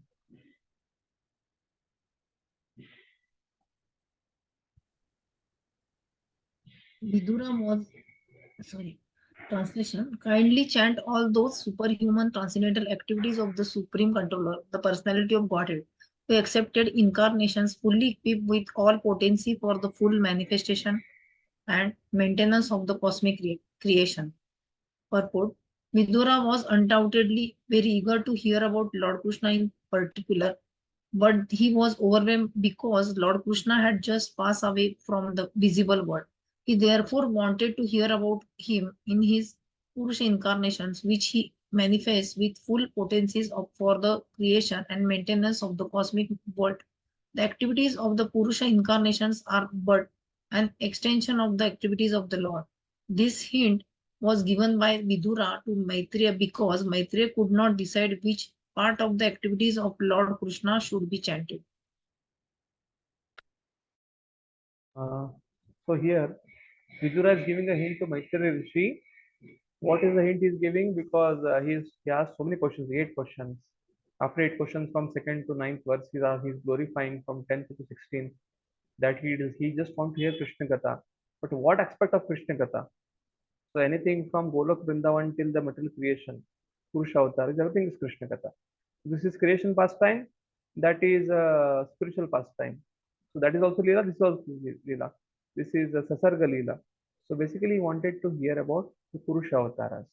So in 16th shloka, in this shloka, kindly chant all those superhuman considered activities of Supreme Controller. So in Leela Avatar, Lord becomes subordinate in Golok Vrindavan. So where is the Supreme Controller? Ishavashyam Idam Sarvam. He is the Supreme Proprietor and Supreme Controller. Basically, is a Purusha Avatara. Garbhodakshaya Vishnu, Shirodakshaya Vishnu, and Karanodakshaya Vishnu. So basically, he wanted to hear about the Purusha Avatara. That is the hint he is giving, because just now Lord Krishna has been departed. So he wants to have some solace. So till now he has heard Mahabharata from Vedavas. So he wanted to hear the extension of the Mahabharata, especially the creation of the material world. Because Lord creation, Lord's dancing with the gopis, Lord's pastimes as Lord Ramchandra, it always associates. Everything related to the Lord is non different from it. And therefore, for a devotee, everything is relishable. But the pastime of creation as well as the pastime of Lord with his devotees, both are purifying. One should not try to discriminate, okay, this is second canto, it's so boring. It may appear to us boring, and apparently the 10th canto may be appearing to us very nice because Krishna is performing. Yeah, surely the 10th canto pastime is like so attractive. Even Sukadeva Goswami and Krishna is going to speak about it. That especially Krishna pastime is very nice, but one should not undermine that the second canto and third canto, which we are reading from Bhagavatam, apparently may appear boring, but it is also Krishna Katha, and it has the capacity to purify us if we give submissive oral reception. So the second section is over now, where Vidura, after asking 8 questions, then he is trying to tell to Maitreya, I just want to hear Krishna Katha, nothing short of Krishna Katha. And what are the glories of Krishna Katha? We saw all these glories. So from 17th onwards, Maitreya Rishi starts answering his question. Shri Shuka स एवं भगवान् पृष्ठ क्षत्रा कौशरावमुनि पुंसां निःश्रेयसार्थेन तम् आह भावमानयन्. This next devotee. Translation. Sukadeva Goswami said, the great sage Maitreya Muni, after honoring Vidura very greatly, began to speak at Vidura's request for the greatest welfare of all people. Purport. The all-inclusive welfare services Mataji can for read the the whole entire... purport. You can read the whole Okay. purport. Yes. Purport. The great sage Maitreya Muni is described here as Bhagwan because he surpassed all ordinary human beings in learning and experience. Thus, his selection of the greatest welfare service for the world is considered authoritative. The all-inclusive welfare service for the entire human society is devotional service to the Lord, and as requested by Vidura, the sage described the same very appropriately. Basically, in this shloka, what is happening is Sukadeva Goswami is saying that the greatest welfare for all people is Krishna Katha. So great sage Maitreya Muni, after honoring Vidura, he is studying. Vidura has requested him to speak not for himself, surely for himself, but that is going to become the greatest truth. It is going to be uh, written in Bhagavatam. It is going to come in the page of Bhagavatam. Therefore, it is the greatest spiritual activity. What is the greatest spiritual activity? Preaching Krishna consciousness or Krishna Gatha. Preaching Krishna Gatha is the greatest spiritual activity. Maitri Vacha Sadhu Prishtam Taya Sadhu Lokan Sadvanugranat Kirtim Vitanvata Loke Atmano Adokshajatmanaha. I think we have finished one cycle. Again, we can start from Anand Mohan Prabhu. Nobody is left, right? Shri Maitreya said, O Vidura, all glory unto you. You have inquired from me about the greatest of all goodness, and thus you have shown your mercy both to the world and to me, because your mind is always absorbed in thoughts of the transcendence. They can read the whole Purport. Yeah. Maitreya Muni, who was experienced in the science of transcendence, could understand that Vidura's mind was fully absorbed in the transcendence. Adhokshaja means that which transcends the limits of sense perception or sensuous experience. The Lord is transcendental to our sense experience, but he reveals himself to the insincere devotee. Because Vidura was always absorbed in thought of the Lord, Maitreya could estimate Vidura's transcendental value. He appreciated the valuable inquiries of Vidura and thus thanked him with great honor. Yes, because Vidura was always absorbed in Krishna's pastimes. It takes one to know one. Because Maitreya got darshan Yadrichya at the end of disappearance fast of the Lord, and he added Paramasiddhi. Therefore, also you can understand that Vidura also absorbed, but the way of question is asking.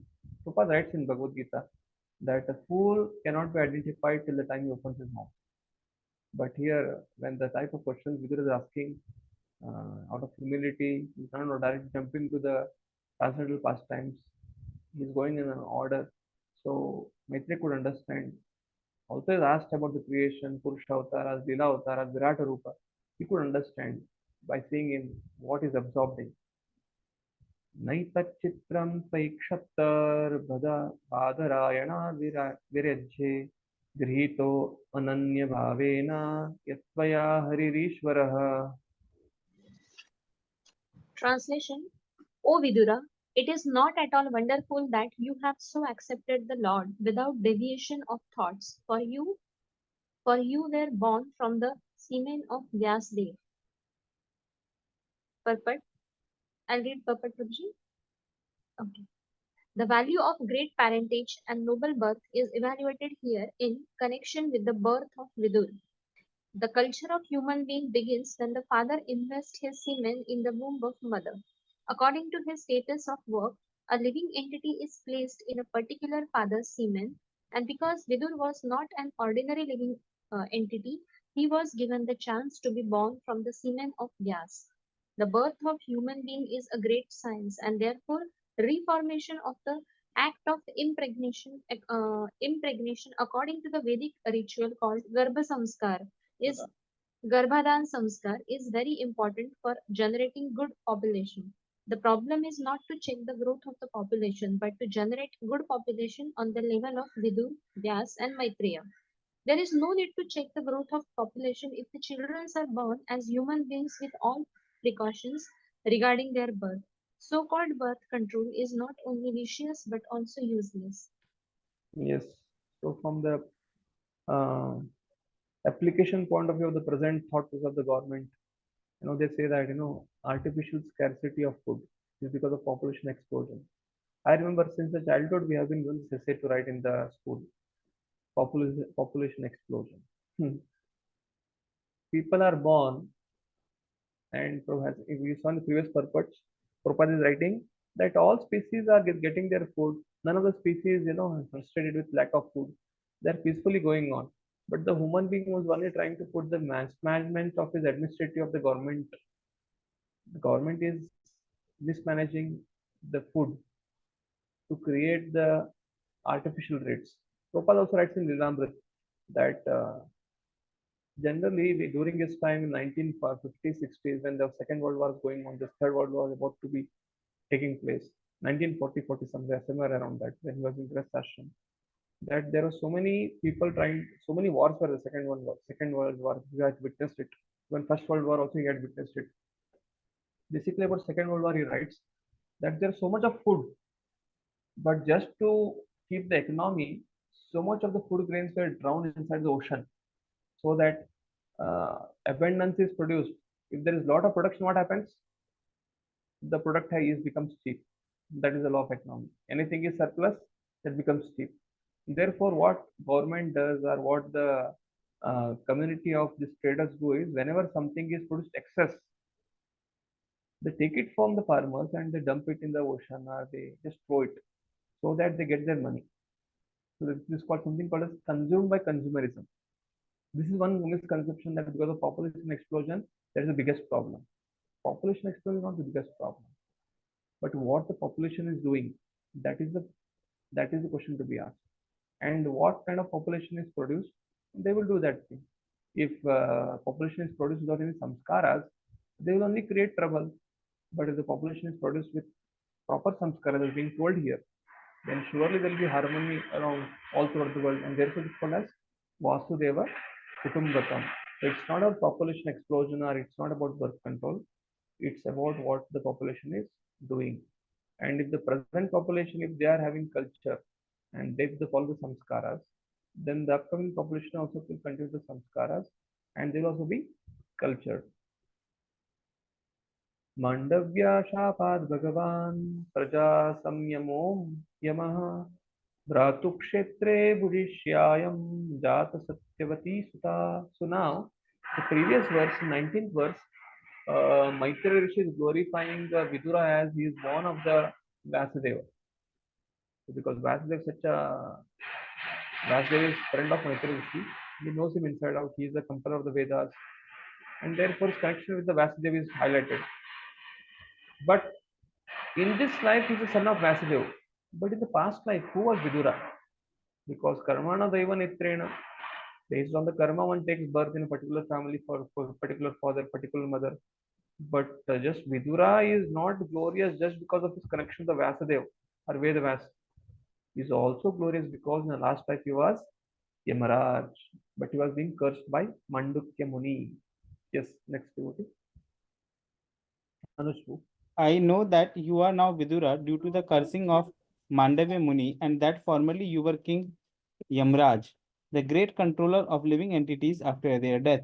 You were begotten by Satyavati's son Vyasdev and the kept wife of his brother. Purport. Mandavya Muni was a great sage. Truly, should I read the purport? Mandavya Muni was a great sage, and Vidura was formerly the controller, Yamraj, who takes charge of the living entities after death. Birth, maintenance, and death are three conditional states of the living entities who are within the material world. As the appointed controller after death, Yamraj once tried Mandavya Muni for an act of cruelty in his childhood and ordered him to be pierced with a lance.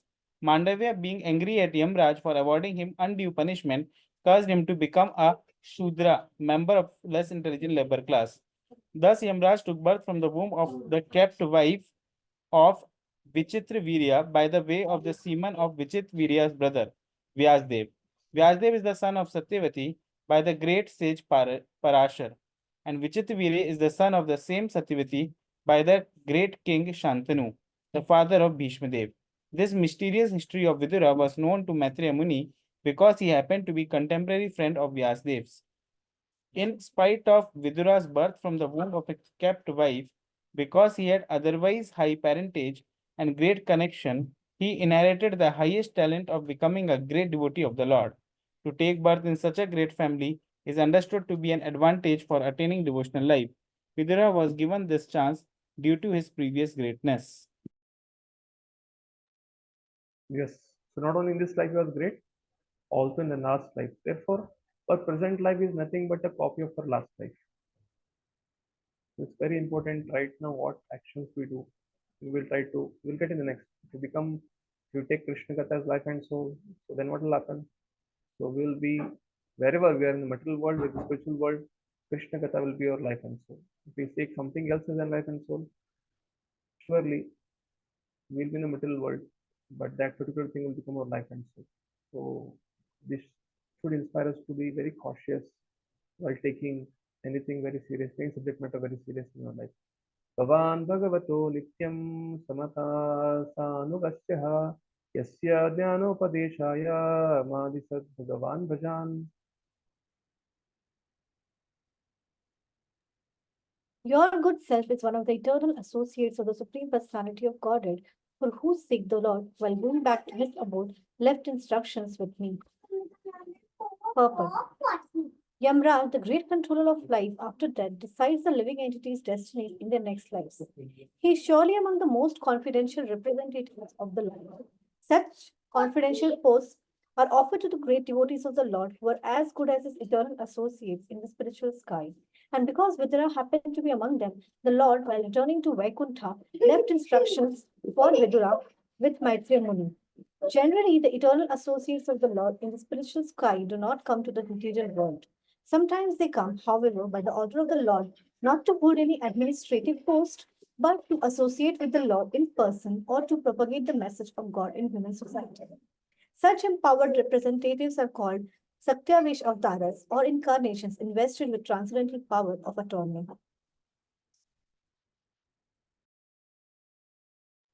Yes.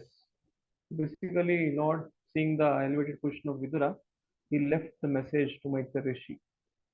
And Vasudeva was the Hektavish avatar. Vasudeva himself is not different from the Lord, therefore his son Vidura is being invested with the transcendental power.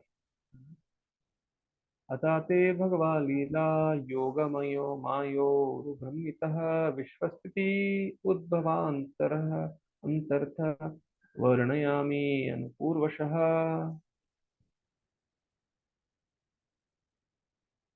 Yes, Madan Mohan, please read.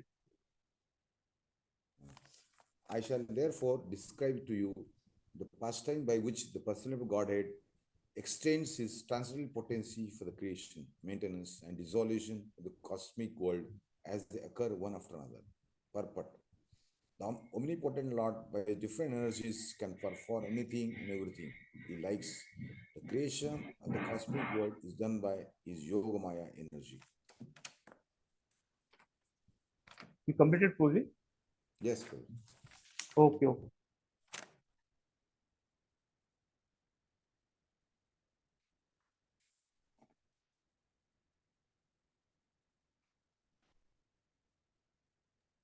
Proji, your voice is not able to hear. Okay.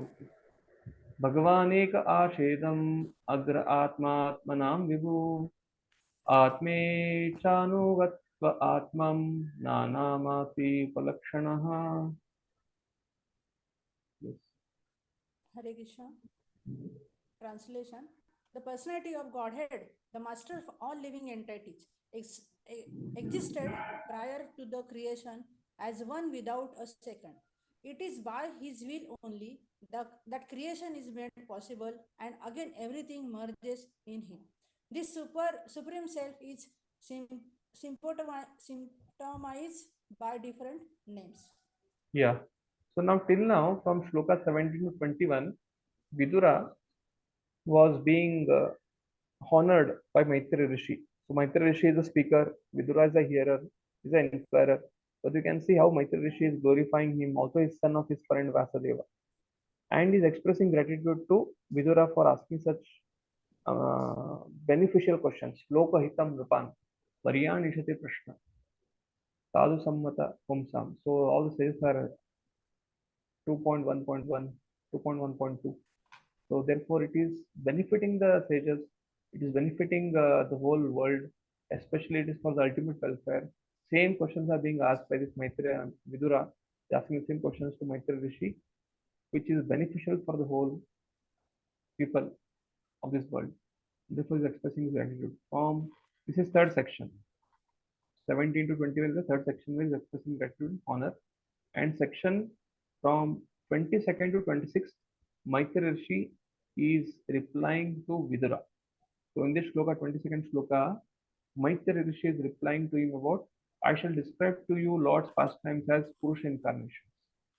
Karanadaksha Vishnu, Shivadaksha Vishnu, Sarvadaksha Vishnu. So, those incarnations is going to reply. Yes, Mataji, you can read from here. Yes, the great sage here begins to explain the purport of the four original verses of Srimad Bhagavatam. Although the followers of uh, the Mayavada impersonalist school have no access to the Srimad Bhagavatam, they sometimes screw out the imaginary explanation of the original four verses. But we must accept the actual explanation given herein by Maitreya Muni because he, along with Uddhava, personally heard it directly from the Lord.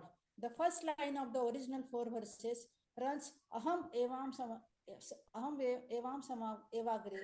The word Aham is misinterpreted by the Mayavada school into meaning which no one but the interpreter can understand.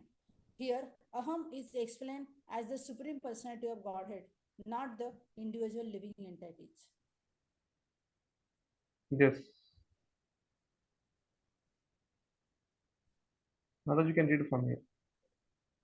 Yes. Here. Acha.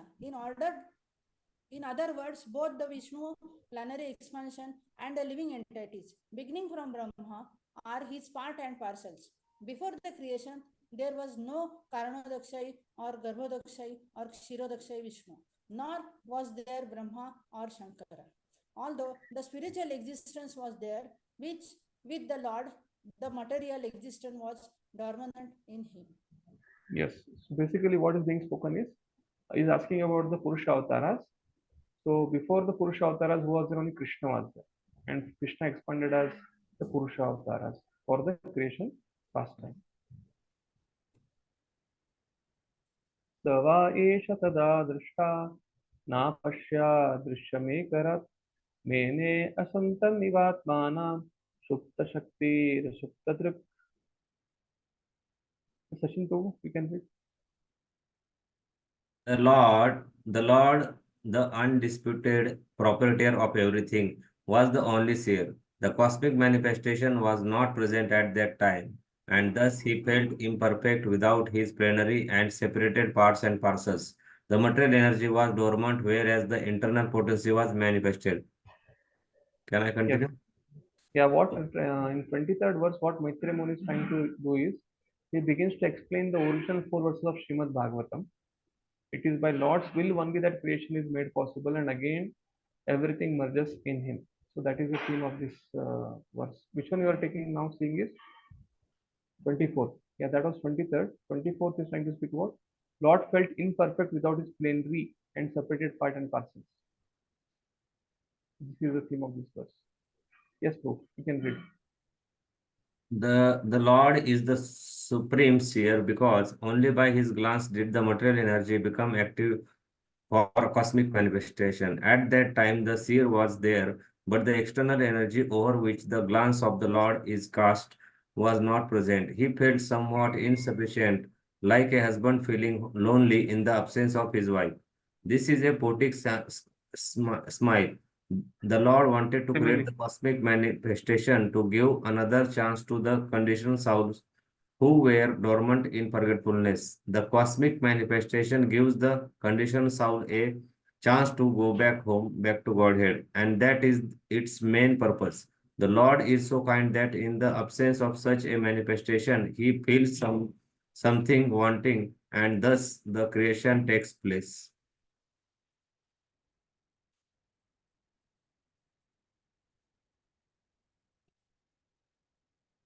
He likes every part and parcels of his different potencies to take part in the blissful rasa, because participation with the Lord in his eternal rasa lila is the highest living condition, perfect in spiritual bliss and eternal knowledge.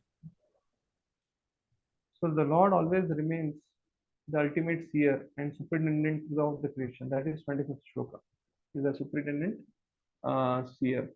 वा एतस्य संद्रष्टु शक्ति सद असद आत्मिका माया नाम महाभागा येदम निर्ममे विभु. Bhaj Hari Prabhu, you are there or you are left?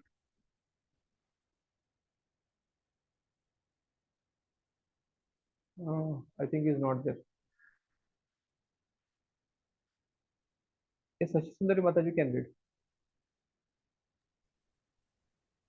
The Lord is the seer, and the external energy which is seen works as both cause and effect in the cosmic manifestation. O greatly fortunate Vidura, this external energy is known as Maya or illusion, and through her agency only is the entire material manifestation made possible. You can read the purport, Mataji. Okay.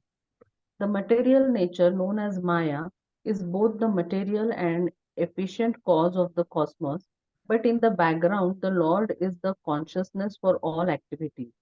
As in the individual body, the consciousness is the source of all energies of the body, so the supreme consciousness of the Lord is the source of all energies in the material nature. This is confirmed in Bhagavad Gita 9.10 as follows. मय्याध्यक्षेण प्रकृतिः सूयते सचराचरं हेतुनानेन कौन्तेय जगद्वि परिवर्तते. Throughout all the energies of material nature, there is the hand of the Supreme Lord as the final superintendent.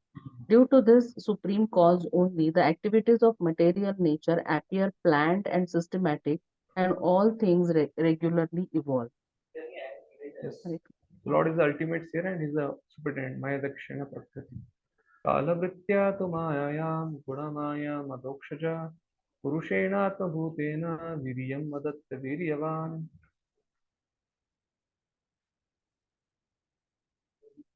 Yes, Suryakant Krishna, you can read.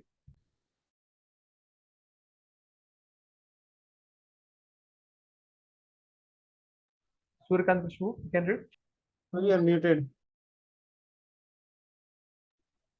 Sorry, I didn't notice that I was muted. Translation. The Supreme Living Being in his feature as the transcendental Purusha incarnation, who is the Lord's splendid expansion, impregnates the material nature of three modes, and thus by the influence of eternal time, the living entities appear. Yes. Basically, Lord is impregnating into the living entity that is being mentioned here. Basically, from Purusha, origin, the Lord is present Krishna, then he expands into quadruples, then Mahavishnu, how he takes care of the material nature, he is the ultimate seer, and then how he is impregnating living entity into material nature by his glance. So that is what is discussed here from Shloka 22 to 26. He is replying to Vidura's inquiries in this sequence. Yes, please read the purport. Purport: the offspring of any living being is born after the father impregnates the mother with semen, and the living entity floating in the semen of the father takes the shape of the mother's form. Similarly, the mother material nature cannot produce any living entity from her material elements unless and until she is impregnated with the living entities by the Lord himself. That is the mystery of the generation of the living entities. This impregnating process is performed by the first Purusha incarnation, Karananusha Vishnu. Simply by his glance over material nature, whole matter is accomplished. We should not understand the process of impression by the personality of Godhead in terms of our conception of sex. The omnipotent Lord can impregnate just by his eyes, and therefore he is called all-potent. Each and every part of his transcendental body can perform each and every function of the other parts. This is confirmed in the Brahmacharya Angani Yasa Sakalendra Vrittimanti. In the Bhagavad Gita 14.3, also the same principle is confirmed. Mama Yonir Mahad Brahma Tasmin Garvan Dadhamayam. When the cosmic creation is manifested, the living entities are directly supplied from the Lord. They are never products of material nature. Thus, no scientific advancement of material science can ever produce a living being. That is the whole mystery of the material creation. The living entities are foreign to matter, and thus they cannot be happy unless they are situated in the same spiritual life as the Lord. The mistaken living being, out of the forgetfulness of this original condition of life, unnecessarily wastes time trying to become happy in the material world. The whole Vedic process is to remind one of this essential feature of life. The Lord offers the conditioned soul a material body for his so-called enjoyment. But if one does not come to his senses and enter into spiritual consciousness, the Lord again puts him in the unmanifested condition as it existed in the beginning of the creation. The Lord is thus described here as Viryavan, or the greatest potent being, because he impregnates material nature with innumerable living entities who are conditioned from time immemorial.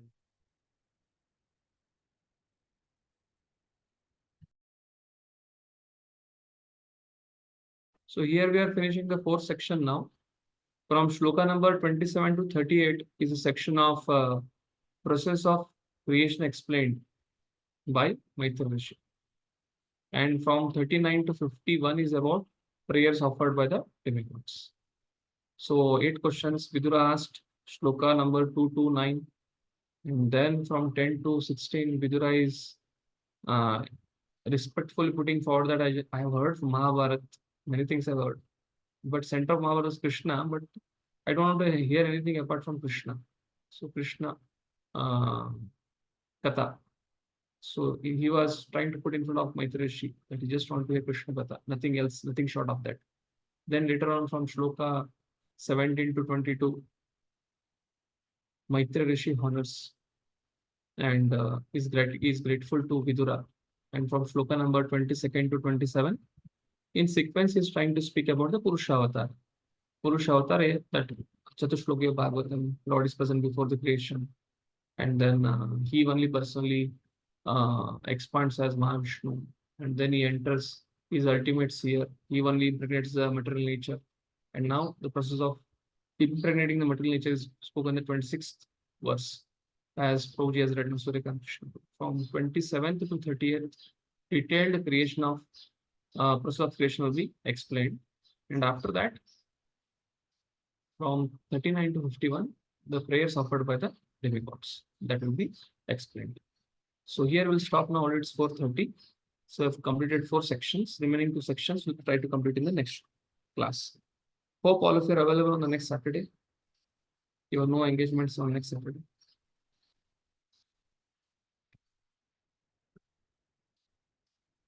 And I think you have exam for next Sunday. So one class will be there on Saturday. After that, there will be exam. And devotees can give also open book exam immediately after the closed book exam. If closed book exam is on Sunday, give the open book exam at least maximum by next Saturday. Don't delay it, because the process of evaluating will get delayed. And Anushpu, everybody has given till now whatever units are done. 10th unit is over now. 11th unit I'm starting now. All OBAs are there with the BVRB, because they're again asking you, Prabhuji, OBA हमारे पास नहीं है सब कुछ. So once you can just call and check with them whether they have received everything. Yes, Prabhuji, I'll check.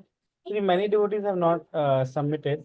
And, I'll also once clarify the process, because I got one video where they can directly submit. So I'll just confirm that. Yes.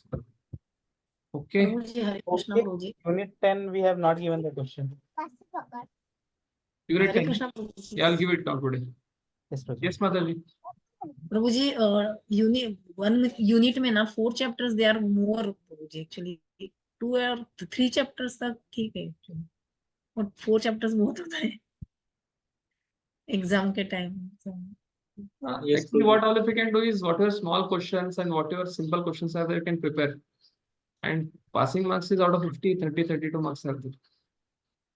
But that unit is not made by me. That is made by IBOX, ISKCON Board of Examination. They have made the syllabus for online. It's fine. Whatever, how we can write the exam is, you don't have to write the exam verbatim. You hear the section, understand the pastime, and whatever you understand by hearing Bhagavatam and you're reading, if you're attentive, and little bit revision, you can try to write the exam in your own words. You'll get marks. Close book में तो कुछ issue नहीं आएगा. And close book marks, close book has only 50 and 20% weightage, and open book has almost like 60% weightage. कैसे ना some questions have answers actually 2-3 lines, and they ask some for long answer questions, and vice versa ऐसा होता है कभी जो आपको या whatever you know आप लिख दीजिए. I have seen that थोड़ा बहुत ऐसा हुआ है कि छोटे क्वेश्चन जो है उसके बड़े बड़े आंसर, जैसे 4 मार्क्स से दिया है, और छोटा जो बहुत छोटा क्वेश्चन है उसका आंसर बड़ा है, और बड़ा क्वेश्चन है उसका आंसर छोटा है. सो आपको जो लगता है उसको लिखिए, कुछ दिक्कत नहीं. लेकिन whatever small questions are there, you try to attempt everything. Okay. Thank you. Or wherever you feel there is OBA, you can just put in the chat. I'll just check it and I'll try to reply back. I also know that big questions are literally difficult for congregation devotees, but at least you can just focus on the small question and other things. And 1-2 big questions if you answer, then easily you'll get more than 30, 35, 40.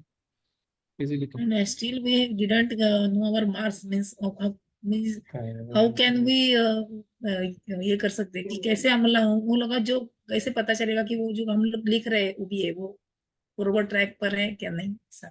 इसलिए अभी आपको क्या करना पड़ेगा, आप लोगों ने जो ओबीए सबमिट किया है पहला वो देखना पड़ेगा कि बीवीआरयू तक पहुंचा है नहीं पहुंचा है, क्योंकि मैं उनको 3 महीने से फॉलो कर रहा हूँ, बोल रहे ओबीए नहीं पहुंचा है अभी। और हम लोगों ओबीए का तो सब हाँ, so now Anuj Prabhu has seen the way of submitting it. We'll try to send it to all of you. As soon as you send, within 1 week your OBE marks will start coming. Thank you. पहला OBE तो आपको marks मिल गया ना? एक का ही mark मिल गया। हाँ, एक का मिला है, तो वही वैसे लिखते जाइए, मिल जाएगा मार्क्स। लेकिन हम लोगों ने किया है उसमें तो most people have sent to the group. Send ना, या ऐसे ना हम लोग फर्स्ट में आपने जो ये किया था ना मीन्स वो कैसा चाहिए इम्प्रूव तो हम लोगों ने नेक्स्ट टाइम ओबीए में वो ऐसा किया है, तो वो नहीं पता चल रहा है कि हम लोग को वो बराबर है मीन्स करेक्ट है क्या नहीं है ऐसा। नहीं तो हम लोग ऐसे लिखते जाएंगे फिर मालूम नहीं पड़ेगा कि वो हम लोग बराबर लिख रहे हैं यार। No issue. At least 2-3 OBS checking we will get it done. I'll just call a BVRV and find out how many OBS, which all devotees OBE don't have. जो भक्त है ना जिनका सबमिशन वहाँ पे नहीं हुआ ऐसा बताते हैं, सब भक्तों को मैं फिर से व्हाट्सएप भेजूंगा या मैसेज भेजूंगा अनुष्पूत की तरफ से। जो भी ओबी आपका रहेगा सेकेंड यूनिट का, थर्ड यूनिट का आपके पास रहेगा शायद से पीडीएफ के रूप में। I'll just take the list of devotees whose OBA is not submitted to BVRV. I'll try to list out that thing in the WhatsApp group. You immediately submit that OBA in the WhatsApp group, and I'll try to send it to them. They'll do the checking. बहुत simple करेंगे उसको, वो कर। So whoever, which all devotees OBA is not submitted, I will intimate them. So please keep your OBA with you. After sending it, don't delete it. Keep in your box. Make a folder in your laptop or wherever mobile, when pen drive. Till the time Bhaktivedanta doesn't get over, whatever assignments, whatever submissions you do, don't delete it. Okay? Last time the CBI question paper was only 35 marks. हाँ, 35 marks का रहेगा तो 35 marks में से आपको 35 में से आपको इवैल्यूएशन होगा। So it's supposed to be 50 marks. हाँ, we will round it out to 50. Okay. Any other queries? Please continue attending. No worries. You attend regularly. Nobody is going to see first most important thing I'll tell you, in any of the ISKCON board of examination degrees, your marks will not be highlighted. What will come? You have successfully completed it. And the purpose of reading and doing this Bhaktivedanta course is completing the course and to develop an attachment for Krishna Katha.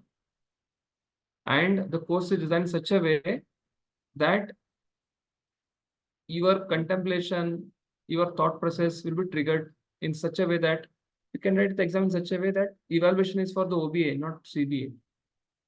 OBA and your presentations, which is based on our contemplation, absorption, the way we study. It's not memorization and recall. It's about understanding based. Understanding based के लिए 70 marks रखा है. Memory and recall के लिए 30% लिखा है. So even if you do nicely understanding based, still you'll get good sufficient marks. So sometimes the devotees are not able to recall, memorize some shlokas. No issue. Whatever you can, try your best. Nobody is going to fail ISKCON's exam. That is we want to make sure that everybody graduates from these courses. But we will try to quickly publish your results. I'll just check in with BVRB, the list of devotees whose names are not there. I'll send a message to them. Please try to send the OBS. What all of you can do is try to keep all the OBS with you from second unit onwards till now, whichever is submitted. Try to keep a folder of it. As soon as you get a call, try to send the folder to me. Okay? Hare Krishna. Thank you for joining. Srila Prabhupada ki jai. Srimad Bhagavad Jai.